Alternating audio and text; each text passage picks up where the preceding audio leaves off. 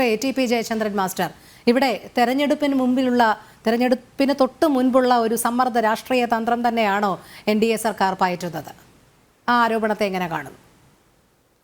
രോഹിണി, വസ്തുതകളുടെ സമർത്ഥമായ വളച്ചൊടിക്കലാണ് ഇപ്പോൾ പ്രതിപക്ഷത്തും ഇന്ത്യ മുന്നണിയിലും ഇരിക്കുന്ന ആളുകൾ ചെയ്തുകൊണ്ടിരിക്കുന്നത്. ഇവർ പറയുന്നത് പോലെയല്ല കാര്യങ്ങളുടെ കിടപ്പ്. ഞാൻ ഇവരോട് ചോദിക്കുന്നത്, കോടതിക്ക് എന്ത് തെരഞ്ഞെടുപ്പാണ്? കോടതിയുടെ മുമ്പിൽ എന്ത് രാഷ്ട്രീയമാണ്? ഭാരതീയ ജനതാ പാർട്ടി ഒരു പ്രഖ്യാപിത നയമുണ്ട്. ഈ രാജ്യത്തെ പൊതുഖജനാവിലെ ഒരു നയാ പൈസ പോലും ഈ സർക്കാരോ ഈ സർക്കാരിന്റെ പ്രതിനിധികളോ കൊള്ളയടിക്കില്ല. അതോടൊപ്പം തന്നെ മറ്റൊരാളെയും, ഈ പൊതുഖജനാവിൽ കൈയിട്ട് ചക്കരക്കുടത്തിൽ നക്കിയ ഒരാളെയും വെറുതെ വിടില്ല എന്നുള്ളതും ഈ ഗവൺമെന്റിന്റെ പ്രഖ്യാപിത ലക്ഷ്യമാണ്. ഇനി ഇവിടെ പറഞ്ഞ ആരോപണം ഇതിൽ രാഷ്ട്രീയമുണ്ട് എന്നൊക്കെ പറയുമ്പോൾ ഈ കേസന്വേഷണത്തിന്റെ നാൾവഴികളിലേക്ക് നമ്മളൊന്ന് പോകണം.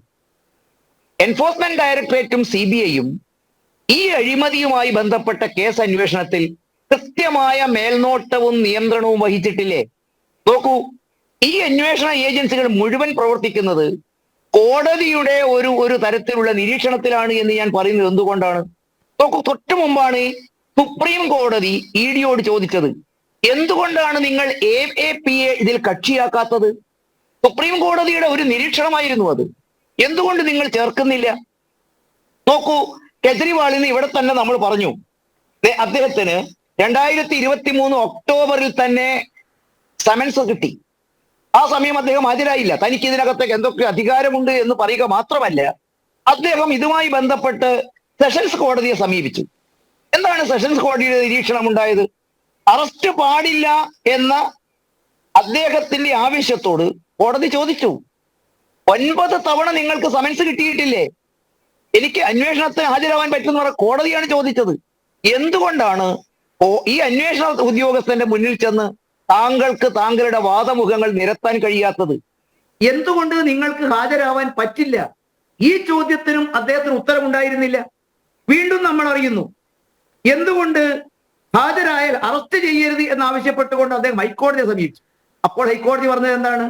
അങ്ങനെ ഒരു ഉറപ്പും ഉത്തരവൊന്നും ഇടാൻ ഈ കോടതിക്ക് കഴിയില്ല. ഞാനിവിടെ ചൂണ്ടിക്കാണിക്കുന്നത്, 80 തവണ ഒരാൾക്ക് സമൻസ് നൽകുകയും തന്റെ അധികാരത്തിന്റെ പുകമറയിൽ ഞാനിതാ രക്ഷപ്പെടും എന്ന വ്യാജേന അദ്ദേഹം നടത്തിയ കുടിലമായ ഇടപെടലുകൾക്ക് നമ്മൾ കോടതിയെ കുറ്റം പറയുന്നത് എന്താണ്? ഇപ്പൊ കോൺഗ്രസിന്റെ മലക്കമറിച്ചിൽ എന്തുകൊണ്ടാണ്?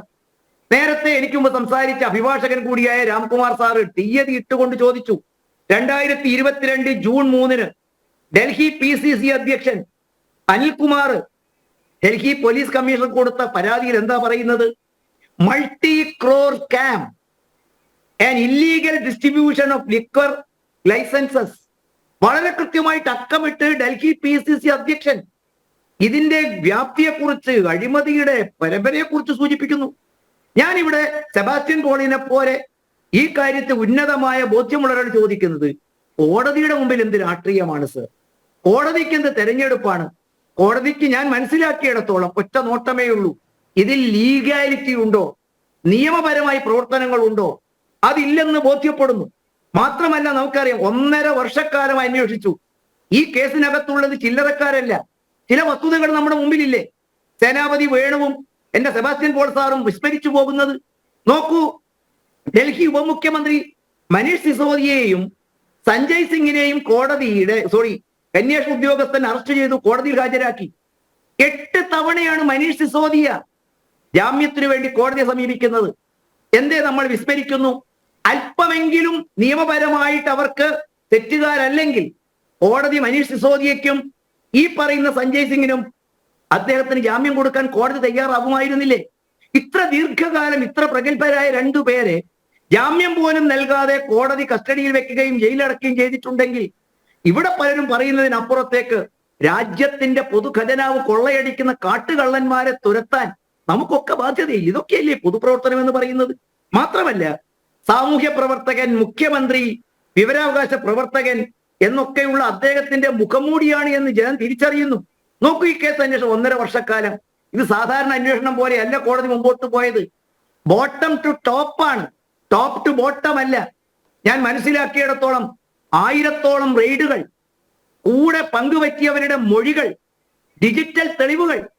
എനിക്ക് തോന്നുന്നില്ല കോടതിക്ക് ഇതിനെ നിരാകരിക്കാൻ കഴിയുമെന്ന്.